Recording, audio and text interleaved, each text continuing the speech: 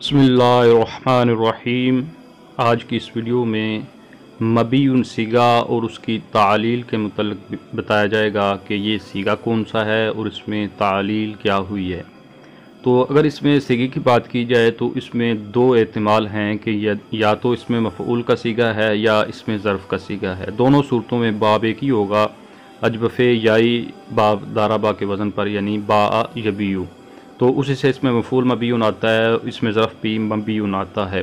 تو یہاں پر اگر ہم پہلے اس کو لیں، اس میں مفعول مبیّن، تو اس کی اگر تعلیل کریں تو یہ اصل میں تھا مبیوءن، مفعول کے وزن پر مبیوءن تھا۔ تو یا پر ضمہ ثقیل تھا، یا واو ان پر جو ضمہ آتا ہے وہ ثقیل ہی ہوتا ہے۔ تو یا پر ضمہ ثقیل تھا تو اس کو ثقل کو دور کرنے کے دو طریقے ہوتے ہیں، یا تو اس کو حذف کر دیا جاتا ہے اس کی حرکت کو، یا پھر اس کو نقل کر دیتے ہیں۔ تو یہ دونوں الگ الگ قاعدے ان کی شرائط ہیں۔ تو یہاں پر جو شرط پائی جا رہی ہے وہ یہ ہے کہ نقل والی، تو ضمہ کو نقل کر کے پیچھے دیں گے با کو، تو پھر بن جائے گا مبوجعن۔ جب یہ بنا تو اب یا ساکن ہے، ما قبل اس کا مضموم ہے۔ ایسی صورت میں جو قاعدہ ہوتا ہے کہ یا ساکن ہو، ما قبل اس کا مضموم ہو، تو اس کو واو سے بدلنا واجب ہوتا ہے، جیسے یو یسارو سے یو سارو بنتا ہے۔ لیکن اس قاعدہ سے کچھ مستثنائی صورتیں ہیں۔ ان صورتوں میں سے ایک صورت یہ بھی ہے، اس میں مفعول اجبف یائی سے یہ بھی اس قاعدہ سے استثناء ہے کہ یہاں پر بھی وہ شرط تو پائی جا رہی ہے کہ یا ساکن ہے، ما قبل اس کا مضموم ہے، لیکن یہاں پر اس کو واو سے نہیں بدلیں گے۔ اس کی وجہ یہ ہوتی ہے کہ یا ضمہ جو ہوتا ہے، ضمہ سے کسرہ کی طرف نقل کرنا، اور ضمہ سے کسرہ کی طرف کسرہ خواہ وہ حقیقی ہو یا تقدیری ہو، یا کسرہ تقدیری ہوتی ہے، یہ ثقل کا باعث بنتا ہے۔ اسی طرح ضمہ سے کسرہ کی طرف اور کسرہ سے ضمہ کی طرف، یہ دونوں ہی ثقل کا باعث بنتے ہیں۔ تو جب بھی ایسی صورت ہو وہاں پر کچھ نہ کچھ تبدیلی ضرور آتی ہے۔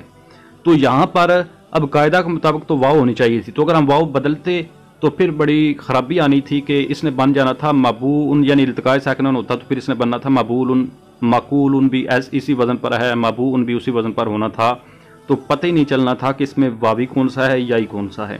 تو اس فرق کے لیے صرفیوں نے یہاں پر وہ قاعدہ جاری نہیں کیا اور انہیں اس صورت کو مستثنیٰ اس سے کر دیا۔ یہاں پر پھر یہ اس کو اگر ایسے رکھیں پھر بھی مشکل تھا، یعنی کہ اس کو ثقل کا باعث پھر بھی رہتا تھا، تو پھر کچھ نہ کچھ تو اس میں کرنا تھا۔ تو اس میں پھر یہ کیا کہ بجائے یا کو واو سے بدلنے کے پیچھے جو ضمہ تھا اس کو کسرہ سے بدل دیا۔ تو جب ضمہ کسرہ سے بدل دیا جائے گا تو پھر ثقل نہیں رہے گا، تو بن جائے گا مبیوءن۔ تو جب یہ صورت بنی تو اب دیکھیں یا یہ ساکن ہے، اس کے بعد واو بھی ساکن ہے، دو ساکن اکٹھے ہو گئے تو التقاء ساکنین ہوا۔ تو جہاں پر بھی التقاء ساکنین ہوتا ہے وہاں پر بھی کچھ نہ کچھ تبدیلی آتی ہے۔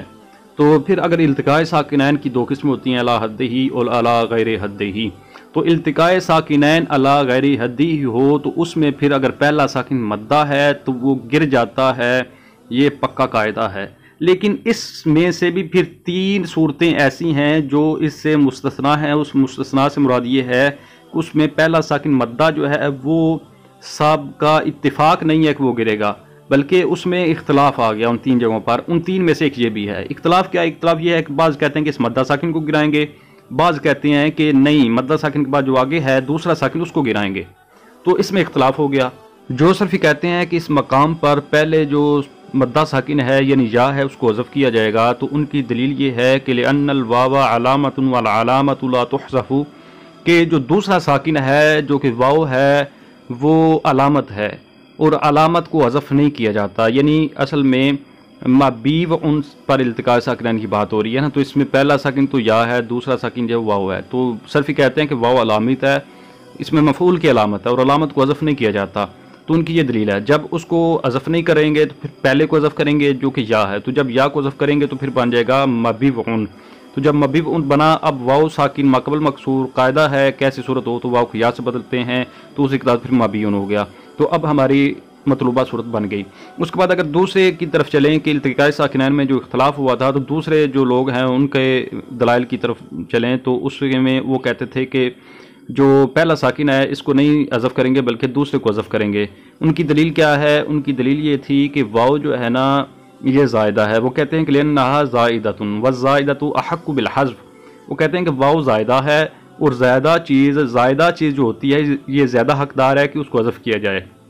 تو اسی کے تحت وہ جب واو کو حذف کریں گے، یا کو حذف نہیں کریں گے، تو پھر سیدھا سیدھا بن جائے گا مبیئن. یہی صیغہ ہمیں چاہیے. تو اس طرح یہ صیغہ مبیئن بن گیا.